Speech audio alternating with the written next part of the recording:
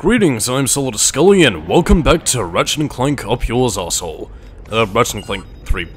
Whatever. The point is, we're going to Blackwater City once again to help the Galactic Rangers out of another situation. And as you can imagine, this entails more, siege gameplay, in a much more abridged fashion than what you would have had on Dionysus with, Carvu Island. Again, no hovership segments, no turbo sliders to be found.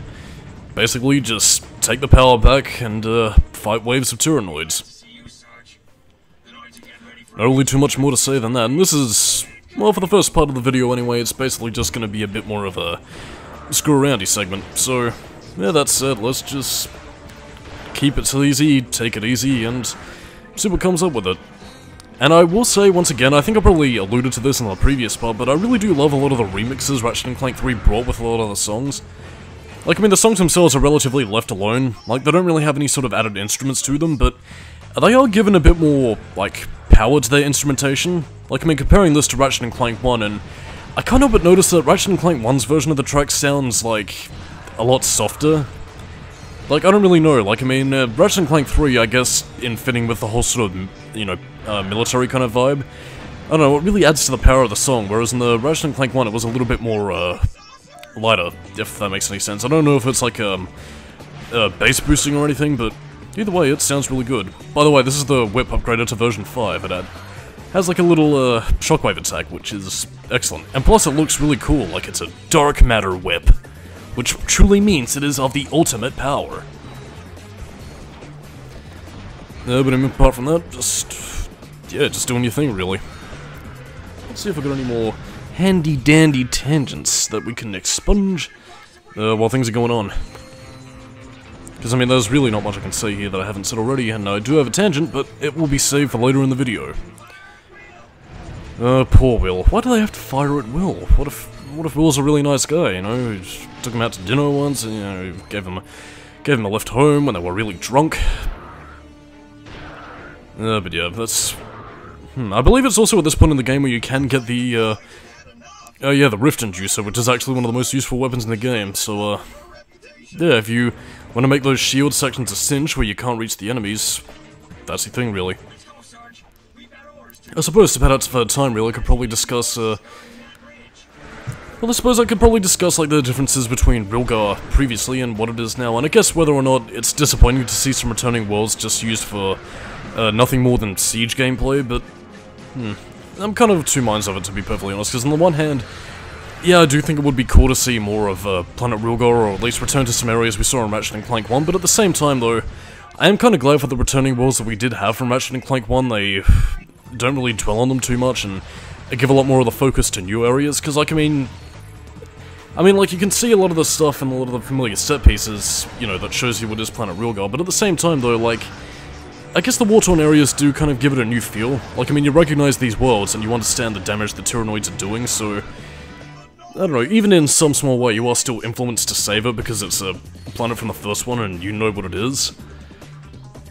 I don't know, maybe a bit of a lazy justification, but it's still something I appreciate regardless, for at least giving the new worlds a bit more spotlight than what we've already seen before. Like, I mean, you're not going to be seeing, like, any returning faces, like, you're not going to be seeing the, you know, the hoverboard chick, you're not going to be seeing the shady salesman guy, and I guess that's also another thing I could probably talk about as well, is that, yeah, Ratchet & Clank 3 is a little bit more on, like, returning characters, and characters you see a bit more consistently than weird people that you meet all across the planet, which, I guess to some degree makes the universe's breadth and scope seem a little bit more limited than previously. But at the same time, though, I think having a more core, universal cast is pretty nice, because, like, I mean, it does make the universe, albeit feel a bit small, but it does make it feel a little bit cohesive, like, you know, you actively know these characters, and you can just sort of develop them in unique ways. I don't know, like, I mean, while the cast is a bit more limited this time around, I think Ratchet & Clank uses them, really well, especially in the third game, whereas I feel like in a lot of other games, they usually tend to be one-note jokes. Like that, nerd guy from Ratchet & Clank 2 that you have to go out of your way to find on planet... I forgot what its name was. It was a planet, Tadano, I think? Or like the mathematician guy from, the Megacorp testing facility? I don't know. Kind of of two minds of it myself, to be honest, but... Again, I think given Ratchet & Clank 3's more linear structure, I think it works I think it works here. But in any case, even though we've taken out the 2 turrets, we have to fight off a lost wave. Well, then again, I suppose I can't really blame the Galactic Rangers for being, like, too, cowardly, because, I mean, all they have... Like, I mean, all they're outfitted with is dinky little blasters, whereas Ratchet gets to have a vast array of weapons, so... Yeah, who knows, really. I suppose if the Galactic Rangers had access to fucking Nitro Eruptors and bloody missile launchers and... Actually, no, then again, they also had the fucking shock pistol before, so... They clearly can carry weapons, so what's preventing them from going to Gadgetron and getting some more? Or better yet, getting, you know, the fucking Starship Phoenix to outfit them with some weapons. It seems like a bit of a hole, really, but then again, I suppose that cowardliness is built into their nature, which actually shouldn't really be needable or even desirable for robotic super soldiers, but... Well, then again, I suppose that was probably to prevent them from turning, like, psychopathic, I guess, if we're gonna go over the whole robot quandary of completely logical killing machines would probably be scary to people. I don't know. That was a close one, Sarge. Thanks for the backup. I tripped over these gravity boots while I was running from the Tyrannoids. I believe they're your size. Yo, dudes! Hey, Skid. How's the stakeout going? Awesome! A few minutes ago, this totally tricked-out space limo rolls up, and dude, you won't believe who was in it! Courtney Gears! Uh-oh. Were you spotted? No way, man! I've been staying out of sight, keeping a low profile. I'm like a shadow, dude. And you're sure it was her?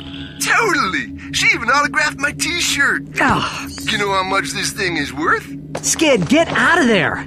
Hold on a sec, bro. Somebody's coming. Hey, if you dudes are here about the shirt, the bidding starts at 300 bolts.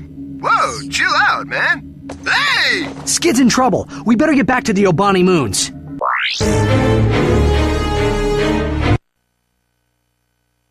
Oh, that's Skid McMarks. Tee-hee, hoddle-ha, he's probably gonna be getting some skid marks with the kinky stuff that Courtney Gears is gonna be inflicting upon him. But now we also get to another one of my favourite levels in the game, Obani Draco. Yes, this level is indeed pretty and the pank, but my fucking god, this level is trippy as hell, and... Honest god, Insomniac really have a good eye for design. Like, I mean, I said it before with Ratchet and Clank 3 having some of the best visual design the series has ever seen, but... This level really brings it out, and out of the color pink of all things, which... You know, like, I mean, I never really saw as much of a thing outside of being very feminine or, like, very red light district, but... This makes it work really well. Again, and plus, what you mean with the gravity boots, it really does add, like, a degree of trippiness to the level design that I can't help but love, man. Like, I mean, it really does feel like you're descending deeper into the trippy rabbit hole of Courtney Gears' machinations and... Well, I guess the depths and layers that this stronghold has. And plus, the music is also really catchy and like a sort of club vibe kind of way.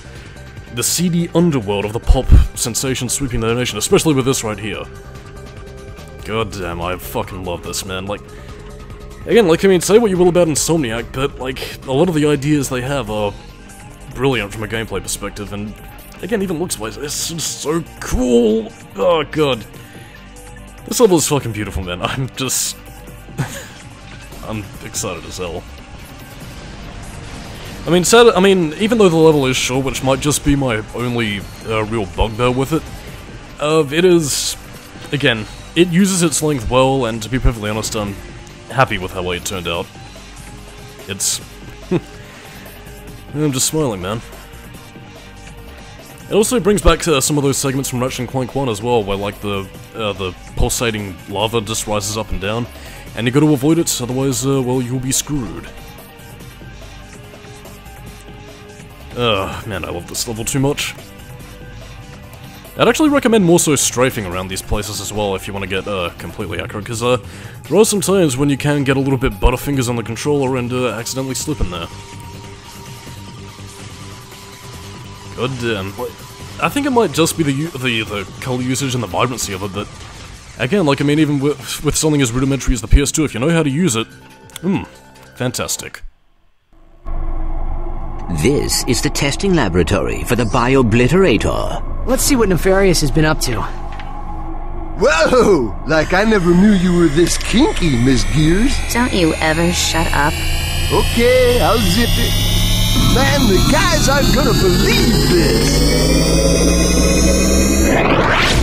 Like, destroy all squishies, dude. They turned Skid into a robot? That's impossible! Not for Dr. Nefarious. Don't be afraid, Ratchet. The transformation doesn't hurt. Much. Besides, I think you'll enjoy being a robot. Let's see if you can fight better than you can sing. Oh yeah, the best kiss-off line that, or I guess quarter battle line that ever really existed. And yes, this is a battle against Courtney Gears, and one that I'm actually really happy changed from its original design, because initially this was gonna be a rhythm game. I guess, I don't really know, I'm guessing maybe similar to the Terror Guys stuff, you know, inspired by the whole Space Channel 5 thing, which would have been fitting here, to be honest. Or I suppose maybe something similar to the Ms. Ruby boss fight from Sly Raccoon, so who knows really, but I mean, personally I'm kinda happy that it was changed, because we have a much more, a little bit more of a difficult, but actually a really satisfying boss to take down. Like, I mean, Courtney will send out her hot bots to try and pirouette you away with, like, laser whips. She'll try and do some slash attacks, she'll try and blast away, and basically you gotta take her down from one of the cages. Again, you do have a replenishing source of ammo and health, so again, if you keep on your toes and know how to play the game, you should be pretty good, and yeah, the Flux Rifle is your friend, dude. That's pretty much all I'm gonna say for now, but we're out of time for this week, so on that note, I'm Solidus-Skully, keep it new metal, and we'll deal with more next time on Ratchet and Clank 3. See you later. One disposable pop star disposed. You okay, Clank? Transmission from the Phoenix. We've located Nefarious' star cruiser. It's refueling at the Zeldrin starport. Quark is already on his way there. It might be a trap. I think Courtney Gears was setting us up. Even so, it could be our only chance to stop Nefarious. We'll meet Quark at the starport. Be careful, Ratchet. Come on, Clank. We'll come back for Skid later. Like, destroy all squishies and stuff. 夢に見たドーナ